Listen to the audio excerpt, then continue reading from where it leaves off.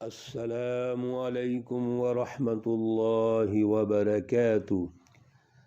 اعوذ باللہ من الشیطان الرجیم، بسم اللہ الرحمن الرحیم۔ الا تنصروه فقد نصره اللہ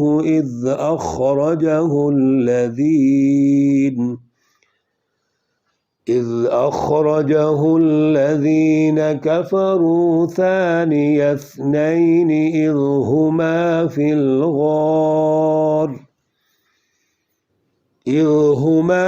الغار إذ يقول لصاحبه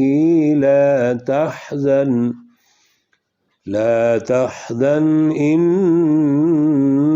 الله معنا فأنزل الله سكينته عليه وأيده بجنود لم تروها وجعل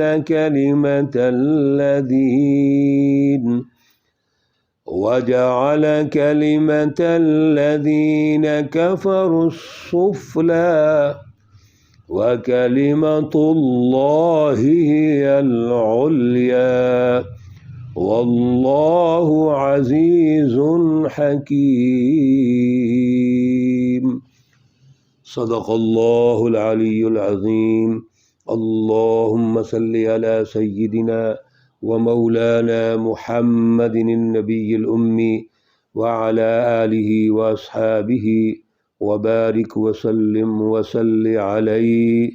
انتہائی معزز سامعین و سامعات، آج جو آیات مقدسہ ہمارے زیر مطالعہ ہیں سورۃ التوبہ کی ہیں، پارہ نمبر 10 ہے، آیت مقدسہ نمبر 40، 41 اور 42 ہے۔ گزشتہ درس میں اللہ رب العزت نے جو ہمیں رہنمائی ارشاد فرمائی تھی، ایک تو اس میں یہ ہے کہ جب بھی اللہ رب العزت جہاد کے لیے اور اللہ کے رسول صلی اللہ علیہ وسلم جہاد کے لیے بلائیں تو ہمیں فوراً اطاعت و فرما برداری کرنی چاہیے، اور سب کچھ چھوڑ کر ہمیں اس حکم پر لبیک کہنا چاہیے۔ دنیا کی زندگی میں جو عارضی فائدے ہوتے ہیں، مادی، عارضی، ذاتی، انفرادی یا ذاتی حالات ہوتے ہیں، بعض اوقات سخت حالات ہوتے ہیں، ہمیں ان کو پیش نظر نہیں رکھنا چاہیے، کیونکہ جو دنیا کی زندگی ہے آخرت کے بدلے میں اس کی حیثیت کچھ نہیں ہے۔ اور اگر ہم اللہ رب العزت کی اطاعت نہیں کریں گے، سستی کا مظاہرہ کریں گے، غفلت کا مظاہرہ کریں گے، جو شعوری جد و جہد ہے اس میں ہم پیچھے ہٹنے کی کوشش کریں گے تو اللہ رب العزت ہماری جگہ کسی اور قوم کو لے آئیں گے۔ اللہ نے اپنا کام تو نکالنا ہے، وہ کام رک نہیں سکتا کیونکہ اللہ ہر چیز پر قادر ہے، لیکن حزب اللہ کی یہ ذمہ داری ہے، اللہ کی جماعت کی ذمہ داری ہے کہ وہ ہر وقت اللہ کے حکم اور رسول اللہ صلی اللہ علیہ وسلم کے حکم اور آگے پیش قدمی کے لیے تیار رہیں۔ آج آیت مقدسہ نمبر 40 میں اللہ رب العزت نے حزب اللہ کی تائید اور اس کی مدد کا ایک دوسری طرح نقشہ کھینچا ہے کہ جب رسول اللہ صلی اللہ علیہ وسلم نے یہ فیصلہ فرما لیا کہ اب مکۃ المکرمہ سے ہجرت ہو کے رہے گی، اور ادھر سے کفار نے اپنی ہٹ درمی اور اپنے ظلم کی جو انتہا ہے وہ کر دی کہ اب ہم حضور اکرم صلی اللہ علیہ وسلم کو قتل کر کے رہیں گے، معاذ اللہ، استغفر اللہ، اب ان کو ہم زندہ نہیں چھوڑیں گے۔ ادھر سے وہ پلاننگ کر رہے ہیں، اور انہوں نے پلاننگ یہ کی کہ ہر قبیلے کا ایک ایک نوجوان وہ ہم جمع کریں اور مل کر ہم حضور صلی اللہ علیہ وسلم پر حملہ کر دیں تاکہ خون بہا کا مسئلہ نہ ہو، دیت کا مسئلہ نہ ہو۔ چنانچہ حضور نبی اکرم صلی اللہ علیہ وسلم کے خلاف یہ منصوبہ بندی ہو رہی ہے، ادھر سے اللہ رب العزت بھی منصوبہ بندی فرما رہے ہیں۔ تو حضور نبی اکرم صلی اللہ علیہ وسلم اپنے بستر پر حضرت علی رضی اللہ تعالیٰ عنہ کو لٹاتے ہیں، کیونکہ آپ کے پاس امانتیں تھیں، تو آپ نے فرمایا کہ آپ یہاں میرے بستر پر لیٹ جاؤ اور امانتیں دے کر آپ بھی ہجرت کر جائیں گے، صبح مدینہ تشریف لے آنا۔ ادھر سے حضور نبی اکرم صلی اللہ علیہ وسلم اپنے گھر سے نکلتے ہیں اور شاہت الوجوہ فرماتے ہوئے، ان کی آنکھوں میں خاک جونگتے ہوئے وہاں سے نکل جاتے ہیں۔ حضرت ابوبکر صدیق جو آپ کے یار غار بھی ہیں، ان کو ساتھ لیا اور آپ غار ثور کی طرف چل جاتے ہیں۔ غار ثور یہ چند میل کے فاصلے پر ہے مکہ المکرمہ سے، اور پھر غار یہ جو پہاڑ ہے جس کو جبل الثور کہتے ہیں، اس کے اوپر جا کر بلندی پر یہ غار ہے جس کو غار ثور کہا جاتا ہے۔ حضور نبی اکرم صلی اللہ علیہ وسلم اور حضرت ابوبکر صدیق رضی اللہ تعالیٰ عنہ اس غار میں جا کے چھپ جاتے ہیں۔ غار میں جانے کے لیے اس وقت تو بالکل ہی راستہ نہیں تھا، اسٹیٹ یہ پہاڑ ہے، اب تو راستے بن چکے ہیں۔ ہمیں بھی جب اللہ رب العزت نے حج اور عمروں کا موقع دیا تو ہم گئے اس غار میں، اور شوق یہ تھا کہ ہمیں وہ جگہ دیکھنی چاہیے جہاں پر نبی اکرم صلی اللہ علیہ وسلم اور پھر حضرت ابوبکر صدیق رضی اللہ تعالیٰ عنہ کے قدم مبارک لگے ہیں۔ بڑا وہ مشکل سفر ہے، مشکل چڑھائی ہے، لیکن بہرحال چڑھے اور جا کے دیکھے اور اطمینان اور سکون ہوا۔ اور پھر وہ یاد تازہ ہوئی جو ہم نے تاریخ میں پڑھا، قرآن پاک میں، سیرت کی کتابوں میں، کہ حضرت ابوبکر اور حضور نبی اکرم صلی اللہ علیہ وسلم کس طرح اس مشکل سفر کو طے کرتے ہیں اور کتنی جد و جہد اور محنت سے طے کرتے ہیں۔ اور یہاں جو مسلسل ہم انبیاء کی سیرت پڑھ رہے ہیں، حضور اکرم صلی اللہ علیہ وسلم کی سیرت پڑھ رہے ہیں کہ آپ صلی اللہ علیہ وسلم نے اور آپ کی جماعت نے، حزب اللہ نے، اس قومی انقلاب کی تشکیل کے لیے جتنے بھی مراحل ہیں اس میں بڑی قربانیاں دی ہیں۔ ان قربانیوں میں سے ایک یہ بھی بہت بڑی قربانی ہے۔ اسی قربانی کو دیکھنے کے لیے ہمیں بھی شوق تھا، اور یقیناً وہ شوق اور ایمان تازہ ہوا کہ آپ صلی اللہ علیہ وسلم کی جو جد و جہد ہے، بہت بڑی جد و جہد ہے۔ پھر ہجرت کر کے مکہ المکرمہ سے مدینہ کی طرف کا جو سفر ہے وہ بڑا طویل سفر ہے، اس میں بڑے ہی راز ہیں، بڑی ہی جد و جہد ہے، بڑے ہی جو حضور نبی اکرم صلی اللہ علیہ وسلم اور حضرت ابوبکر صدیق اور پھر دیگر صحابہ کرام نے سفر کیا ہے، اس میں ان کی جو قربانیاں ہیں وہ یقیناً ہمیں اس کا مطالعہ کر کے اور وہاں سفر کر کے اندازہ ہوتا ہے کہ اتنا لمبا سفر اور اتنی بڑی قربانیاں، اور پھر اللہ رب العزت کی مدد، یہ اصل میں حزب اللہ کے اوصاف میں سے ہے۔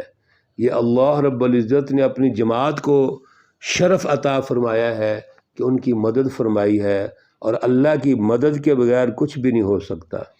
اس غار میں بھی جب حضرت ابوبکر صدیق اور نبی اکرم صلی اللہ علیہ وسلم جا کے چھپ جاتے ہیں تو پیچھے سے کفار باقاعدہ آپ کی جاسوسی کرتے ہیں، تلاش کرتے ہیں، اور تلاش کرتے کرتے غار تک پہنچ جاتے ہیں۔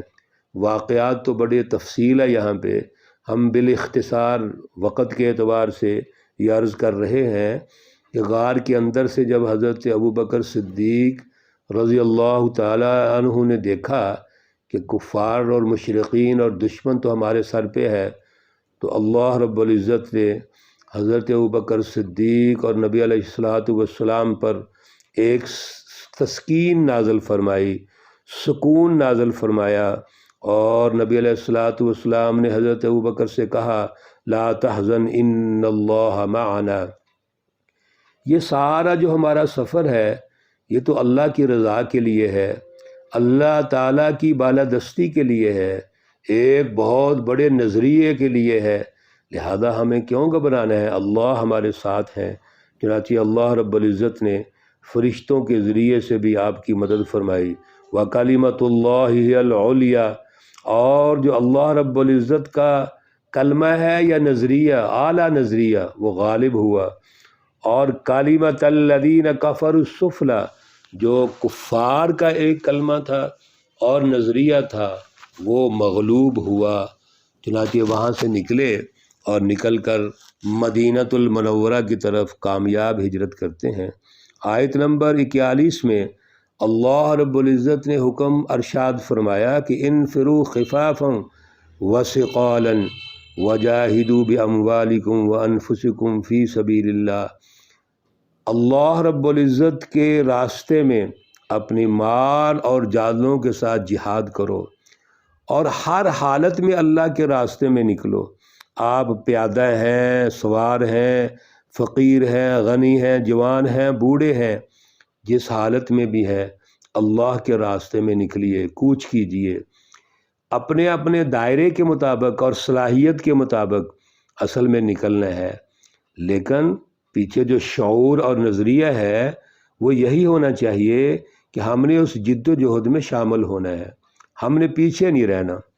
کیوں؟ مقصد تو اللہ کی رضا ہے اور اللہ کے کلمے کو غالب کرنا ہے، یعنی توحید کو غالب کرنا ہے، انسانیت کو غالب کرنا ہے، انسانی حقوق کو غالب کرنا ہے، اس لیے کبھی بھی پیچھے نہیں رہنا چاہیے۔ آیت نمبر 42 میں اللہ رب العزت نے ان منافقین کا ذکر کیا ہے جو پیچھے رہ جاتے ہیں۔ اصل میں دل میں بیماری ہوتی ہے، دل میں کھوٹ ہوتا ہے، لیکن قسمیں اٹھاتے ہیں اور قسمیں اٹھا کر یہ بتانے کی کوشش کرتے ہیں لَوِ اسْتَطَعْنَا لَخَرَجْنَا مَعَكُمْ، اگر ہم طاقت رکھتے تو ہم ضرور آپ کے ساتھ نکلتے۔ اللہ رب العزت فرماتے ہیں وَاللَّهُ يَعْلَمُ إِنَّهُمْ لَكَاذِبُونَ، اللہ رب العزت جانتے ہیں کہ بے شک یہ لوگ جھوٹے ہیں۔ اصل میں جب انفرادی اغراض، انفرادی مفادات، ذاتی مفادات پیش نظر ہوتے ہیں تو پھر جب گرمی کی شدت ہوتی ہے تو وہ یاد آ جاتی ہے، سردی کی شدت ہو تو وہ یاد آ جاتی ہے، گھر میں کوئی بیماری یا معاملات ہوں تو وہ یاد آ جاتے ہیں۔ کبھی بھی شعوری جد و جہد میں یہ چیزیں رکاوٹیں نہیں پیدا کر سکتی۔ یہ منافقین کی نشانیاں ہوتی ہیں کہ وہ اپنی اغراض کو سامنے رکھتے ہیں۔ یاد رکھیے اللہ کی جو جماعت ہے حزب اللہ، اس نے آگے بڑھنا ہی بڑھنا ہے، کیونکہ پیچھے اللہ کی مدد ہے۔ تو جس اللہ کی مدد ہے وہ سارے ہمارے مسائل بھی حل کرے گا۔ اگر کوئی انفرادی مسائل ہیں، خاندانی مسائل ہیں، گھریلو مسائل ہیں، موسمی مسائل ہیں، کوئی ماحولیاتی مسائل ہیں، کسی قسم کے بھی ہیں، تو اللہ تو ہمارے ساتھ ہیں۔ مسلسل ہم یہ پڑھ رہے ہیں کہ اللہ رب العزت اپنی جماعت کو اکیلا نہیں چھوڑتے، اللہ نے اپنی جماعت کو غالب ہی کرنا ہے، اللہ نے ان کی مدد ہی کرنی ہے۔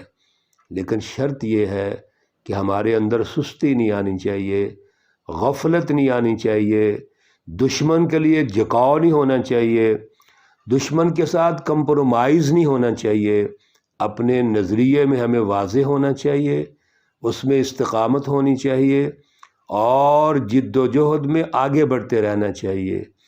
ہاں جہاں صبر و تحمل کی ضرورت ہے وہ بھی کرنا ہے، جہاں ہم نے ٹیبل ٹاک کی ضرورت ہے وہ بھی کرنی ہے، جہاں بھی جو ہمارے بہتر سے بہتر وسائل ہیں ان کو ضرور اختیار کرنا ہے، لیکن آگے بڑھتے جانا ہے۔ اللہ رب العزت ہمیں توفیق عطا فرمائے، صلاحیت عطا فرمائے۔ اللہ رب العزت اپنے ساتھ رسول اللہ صلی اللہ علیہ وسلم کے ساتھ جو تعلق ہے اس کو مضبوط فرمائے، اور وہ شعوری جد و جہد جس کی آج بھی ضرورت ہے ہمیں اس میں حصہ ڈالنے کی توفیق عطا فرمائے۔ اللہ رب العزت تمام مرحومین و مرحومات کو جنت الفردوس میں اعلیٰ مقام عطا فرمائے، ان کے صغیرے کبیرے گناہ معاف فرمائے۔ اللہ رب العزت تمام بیماروں کو شفائے کاملہ عاجلہ مستمرہ عطا فرمائے۔ ربنا تقبل منا انك انت السميع العليم وتب علينا انك انت التواب الرحيم، وصلى الله تعالى على النبي الأمي محمد وعلى آله وأصحابه أجمعين۔ السلام علیکم ورحمۃ اللہ وبرکاتہ۔